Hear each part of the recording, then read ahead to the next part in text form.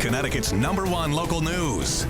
This is Channel 3 Eyewitness News. Good morning, everyone. I'm Wendell. It is 7 o'clock on your Thursday morning. Our top story, an early warning weather alert. Dangerous air, cold air, is headed our way. Let's get right over to meteorologist Scot Haney to find out when this cold air will get here. It's going to trickle in through the day today, Wendell. Hi, everybody. Good morning. 7 o'clock straight up. Let's take you out. Our Doppler is dry, but in about 3 o'clock this morning, the National Weather Service went ahead and issued a wind chill advisory for northern Connecticut. Litchfield, Hartford, Tolland, and Windham counties all included. This starts at midnight tonight and goes through the day tomorrow. So you got to really bundle up. It's going to get harsh around here. It's a quiet start. We've got temperatures out there that are, believe it or not, above average. This is not going to be the case tomorrow morning. When you wake up with us at 4:30 on Eyewitness News, the temperatures will be in the single digits, and the wind is going to be whipping, which is going to make it feel substantially colder. So enjoy the fairly comfortable temperatures we've got out there this morning. Now, don't get me wrong, there is a bit of a wind this morning, anywhere from 9 to 13 miles an hour, but it's only going to get worse. All right, so the wind chill values 15, a very popular number in northwest Connecticut, Salisbury, Torrington, Waterbury, that's the real feel. 18 at Bradley, 20 at Brainerd, 21 in Meriden. Mostly overcast conditions out there right now as we take a look at Old Saybrook. Pretty sunrise there in Old Saybrook. And we'll take you to Hartford right now, where it's 29 degrees and the winds are out of the north-northwest at about 9 miles an hour. And Middletown, mostly overcast conditions to greet you in Middletown. So it's a quiet start. Partly cloudy skies during the day today. Temperatures will top out in the low 30s for inland Connecticut. There might be a period of time where you see mostly sunny skies later on this afternoon. And then tonight will be completely clear and downright cold. Shoreline temperatures today will top out in the low 30s, maybe some mid 30s for New Haven and Bridgeport. But you guys are going to be the warmest in the state during the day today, if you want to call 33, 34 warm. Then Arctic cold and a gusty wind kicks in tonight through tomorrow, and it's just going to be brutal around here. It's all stemming from a storm system that's going by to our south. That's going to pull in cold air from the north, and it's just going to be brutal. So there's no precipitation from this storm on our Channel 3 early warning futurecast. No precipitation whatsoever, but the wind is going to be with us and it's going to be howling. So as that storm goes out to sea, watch what happens. It starts pulling in cold air from the north and windy weather. Just a terrible combination of cold and wind during the day tomorrow and right on into Saturday. Here's futurecast in terms of wind gusts. This is tonight. 29, 27, 30 mile an hour wind gusts. Tomorrow morning when you join us, more of the same. And then during the day tomorrow, look at 10 o'clock tomorrow morning, 41 mile an hour wind gusts to 44 mile an hour wind gusts. By 2 o'clock, 2:30 in the afternoon, we're dealing with 44 to 48 mile an hour wind gusts in parts of the day. Look at Torrington at 7 o'clock tomorrow evening, a 48 mile an hour wind gust. Then it gets a little bit better for Saturday, but it's still going to be brutally cold. Here are the wind chill values. This is tomorrow at 7 o'clock in the morning, between 10 and 20 degrees below zero, and it stays below zero during the day tomorrow in most towns, the real feel that is. Temperatures will be in the mid to upper teens, but the wind will make it feel substantially colder. This is tomorrow night into Saturday morning. Saturday morning, another brutal start with wind chill values between 9 and 17 degrees below zero. That's really tough, really dangerous. Today's daytime highs, once again, in the upper 20s and low 30s, maybe some mid 30s along the shoreline. Partly sunny, becoming windy. And then your 7-day forecast includes an early warning weather alert for tomorrow into Saturday because of the combination of the cold and the wind. 18 tomorrow, 5 for the overnight low Friday night into Saturday. Saturday looks good in terms of weather conditions, but it's still going to be breezy and cold, brutally cold, with a high of 24. But the wind makes it feel colder. Sunday, 30, a little bit better on Sunday.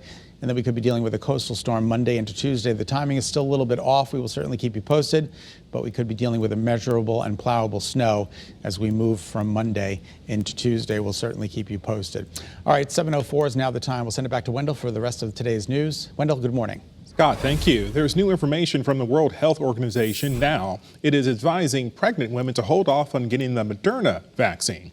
This is similar to the advice the CDC gave for the Pfizer product earlier this month. Channel 3 Eyewitness News reporter Patricia Del Rio explains the reasoning behind it all.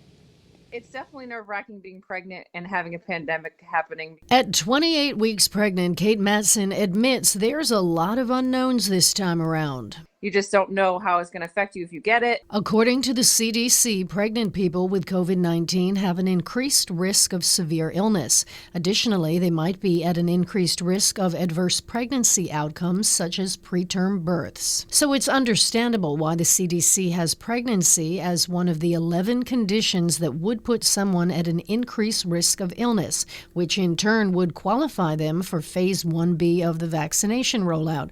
But Matson says her doctor so far hasn't given her any guidance. I was kind of wondering when they were going to say something, whether or not it was a good idea, bad idea. Honestly, I don't personally feel comfortable getting a vaccine that I don't know a lot about. Now, the World Health Organization is recommending pregnant women should hold off on both the Pfizer and Moderna vaccines unless the benefit of vaccinating a pregnant woman outweighs the potential vaccine risks, such as in health workers at high risk of exposure. Patricia Del Rio, Channel 3 Eyewitness News. 7:05 right now. We have some good news. More Connecticut communities are opening additional free vaccination clinics, making it much easier to get a shot. In just a few hours, the City of Waterbury and St. Mary's Hospital are opening a new mass vaccination clinic at the Waterbury Arts Magnet School. Now, you do need an appointment before you get your shot there. You can do that by going online or calling Waterbury's 311 hotline. Now remember, right now, Connecticut is in Phase 1B. That means you must either be a healthcare worker, a first responder, or 75 years old or older. Today in Vernon, a new mobile vaccine clinic is also popping up. It's at St. Bernard's Church in the Rockville section of the city. About 100 people who are 75 or older will get shots today. And leaders in Vernon say more clinics will open there in the weeks ahead.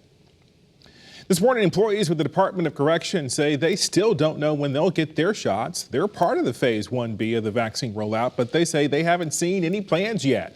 And the unions say they can't give guidance without knowing when or how the DOC will give out the vaccine.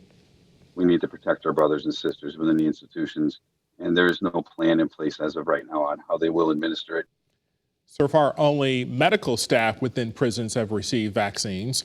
A spokeswoman for the DOC says the agency's focus has been to develop an educational and operational plan in order to efficiently vaccinate as many staff members and inmates as quickly as possible. The Department of Homeland Security is issuing a terrorism alert about the potential for more violence in the wake of the deadly Capitol riot. The agency issued a national terrorism advisory bulletin this week for the first time in a year.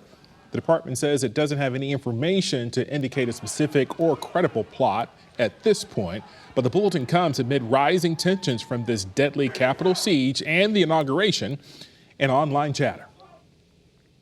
With scientists warning of more extreme weather due to climate change, President Biden is taking action to confront what he calls existential threat.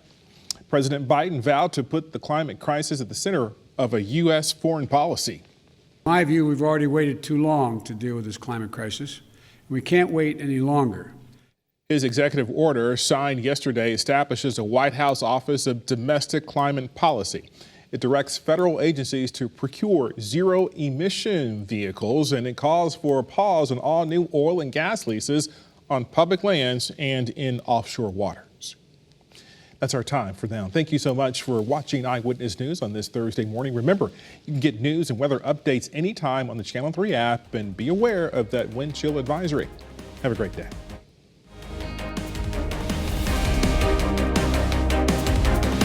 Thanks for watching Channel 3 Eyewitness News. Watch us live wherever you are on our mobile, on our streaming news app. And you can also watch us on Roku, Apple TV, and Fire TV.